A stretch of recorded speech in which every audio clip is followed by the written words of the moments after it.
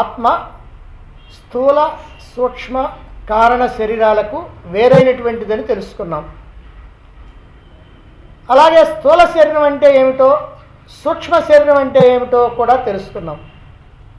ఇక సూక్ష్మ శరీరంలో 5 జ్ఞానేంద్రియాలు, 5 కర్మేంద్రియాలు, 5 ప్రాణాలు, ఒక మనస్సు, ఒక బుద్ధి ఉంటుందని కూడా తెలుసుకున్నాం. ఇప్పుడు ఆ జ్ఞానేంద్రియాలకి సంబంధించి ప్రారంభిస్తున్నారు. అదేమిటో చూడండి. శ్రోత్రం త్వచ్చక్షుః రసనాఘ్రాణం ఇతి పంచజ్ఞానేంద్రియాణి శ్రోత్రస్య దిగ్దేవతాః త్వచో వాయుః చక్షుషః సూర్యః రసనాయా వరుణః ఘ్రాణస్య అశ్వినౌ ఇతి జ్ఞానేంద్రియ దేవతాః శ్రోత్రస్య విషయః శబ్దగ్రహణం త్వచో విషయః స్పర్శగ్రహణం చక్షుషో విషయః రూపగ్రహణం రసనాయా విషయః రసగ్రహణం ఘ్రాణస్య విషయః గంధగ్రహణం ఇతి శ్రోత్రం త్వచ్చక్షుః రసనాఘ్రాణం ఇతి పంచజ్ఞానేంద్రియాణి శ్రోత్రస్య దిగ్దేవతా త్వచో వాయుః చక్షుషః సూర్యః రసనాయా వరుణః ఘ్రాణస్య అశ్వినౌ ఇతి జ్ఞానేంద్రియ దేవతాః శ్రోత్రస్య విషయః శబ్దగ్రహణం త్వచో విషయః స్పర్శగ్రహణం చక్షుషో విషయః రూపగ్రహణం రసనాయా విషయః రసగ్రహణం ఘ్రాణస్య విషయః గంధగ్రహణం ఇతి. ఇక్కడ పంచ జ్ఞానేంద్రియాల గురించి తెలియజేస్తున్నారు. అసలు జ్ఞానేంద్రియాలు అంటే ఏమిటి? ఈ జ్ఞానేంద్రియాలు అసలు ఏమున్నాయి మనకి అంటే శ్రోత్రం, శ్రోత్రం అంటే చెవి, త్వక్ అంటే చర్మం, చక్షుః అంటే కళ్ళు, రసన అంటే నాలుక, ఘ్రాణం అంటే ముక్కు. ఇది ఈ ప్రకారంగా పంచ జ్ఞానేంద్రియాణి. ఈ విధంగా 5 జ్ఞానేంద్రియాలు ఉన్నాయి. అయితే ఈ జ్ఞానేంద్రియాలకి అధిష్టాన దేవతలు ఉన్నారు. అంటే ఈ ఇంద్రియాలకి శక్తినిచ్చేటువంటి దేవతలు ఉన్నారు. వాళ్ళెవరో కూడా ఇక్కడ తెలియజేస్తూ ఉన్నారు. శ్రోత్రస్య దిగ్దేవతాః అన్నారు. శ్రోత్రస్య చెవికి అధిష్టాన దేవత ఎవరంటే దిక్కు అంటే ఆకాశం. చెవికి ఆకాశమే అధిష్టాన దేవత. త్వచో వాయు, మరి చర్మానికి వాయుదేవుడు అధిష్టాన దేవత. చక్షుషః సూర్య, కళ్ళకేమో సూర్యుడు అధిష్టాన దేవత.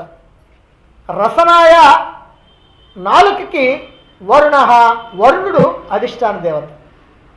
ఘ్రాణస్య ముక్కుకి అధిష్టాన దేవతలు అశ్విని దేవతలు, అశ్వినౌ అశ్విని దేవతలు. ఇది జ్ఞానేంద్రియ దేవతాః.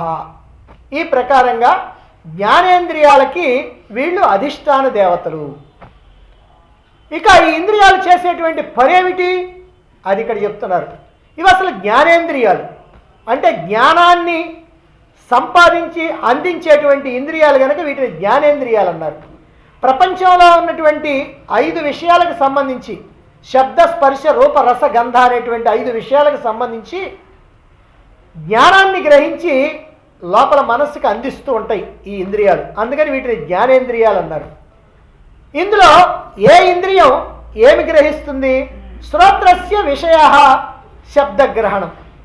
శ్రోత్రం యొక్క పనేమిటంటే, చెవి యొక్క పనేమిటంటే శబ్దగ్రహణం, శబ్దాల్ని స్వీకరించటం. త్వచో విషయ, చర్మం యొక్క పని ఏమిటి అని అంటే స్పర్శగ్రహణం, స్పర్శని గురించి తెలియజేస్తుంది, స్పర్శ సుఖాన్ని తెలియజేస్తుంది. చక్షుషో విషయ రూపగ్రహణం, కళ్ళకి పని ఏమిటయ్యానంటే రూపగ్రహణం, రూపాన్ని గ్రహించడం. రసనాయ విషయ, నాలుగుకి ఏమిటి పని అంటే రసగ్రహణం, రుచులు చూడటం, రుచులు తెలుసుకోవటం. ఘ్రాణస్య విషయ, ముక్కుకి ఏమిటి పని అని అంటే గంధగ్రహణం, వాసన చూడటం. ఇది అని ఈ ప్రకారంగా మనకి 5 జ్ఞానేంద్రియాలని గురించి ఇక్కడ తెలియజేస్తూ ఉన్నారు. సరే, జ్ఞానేంద్రియాలు 5, కన్ను, ముక్కు, చెవి, చర్మం, నాలుక అనేటువంటి విషయం మనకి ఇంతకుముందే తెలుసు. ఈ జ్ఞానేంద్రియాలన్నీ కూడా జ్ఞానాన్ని, ప్రాపంచికమైనటువంటి జ్ఞానాన్ని తెలియజేస్తుంటాయి అనేటువంటి విషయము తెలుసు. అలాగే కన్ను రూపాన్ని, చెవి శబ్దాన్ని, ముక్కు వాసనని, నాలుక రుచిని, చర్మం స్పర్శని గ్రహిస్తున్నదన్న సంగతి కూడా మనకు తెలుసు. అయితే వీటికి దేవతలు ఉన్నారే, ఇదిగో వీళ్ళ విషయం మాత్రం మరి తెలిసినా అప్పుడప్పుడు పొరపాటు పడుతూ ఉంటాం. అసలు వీళ్ళు ఎందుకు దేవతలు అయ్యారు అనేటువంటి విషయం కూడా మనకి అప్పుడప్పుడు సందేహం వస్తూ ఉంటుంది. మరి అసలు ఇంద్రియాలంటే మనకు ఒక అభిప్రాయం ఉంది. కన్ను అన్నారు కదండి, ఈ కన్ను ఇంద్రియం అని అనుకుంటారు, ఈ జ్ఞానేంద్రియం అనుకుంటారు. అసలు నిజం ఏమిటంటే శరీరం మీద కనిపించేటువంటివన్నీ ఇంద్రియ గోళాలు, అవన్నీ ఇంద్రియ గోళాలు, అవి స్థూలమైనటువంటివి. ఇప్పుడు కన్ను ఉందనుకోండి, కనిపించేటువంటి కన్ను గోళం, కనిపించేటువంటి చెవి ఒక గోళం. కానీ ఈ జ్ఞానేంద్రియాలంటే ఈ కనిపించేవి కాదు. మరి ఏమిటండి? చూచే శక్తి, వినే శక్తి, వాసన చూచే శక్తి, రుచి చూచే శక్తి, స్పర్శించి తెలుసుకునే శక్తి. ఈ 5 రకాలైనటువంటి శక్తులు ఏవైతే ఉన్నాయో వాటిని ఇంద్రియాలు అంటారు. ఇవి జ్ఞానేంద్రియాలు. కాబట్టి శరీరం మీద కనిపించేటువంటి ఇంద్రియ గోళాలు, ఇవి ఇంద్రియాలు కాదు, ఇంద్రియ గోళాలు. ఇవి స్థూల శరీరంలో భాగం. కానీ ఈ జ్ఞానేంద్రియాలున్నే ఇవి సూక్ష్మ శరీరంలో భాగం. ఇప్పుడు మనం సూక్ష్మ శరీరంలో భాగంగానే వీటిని చెప్పుకుంటా ఉన్నాం.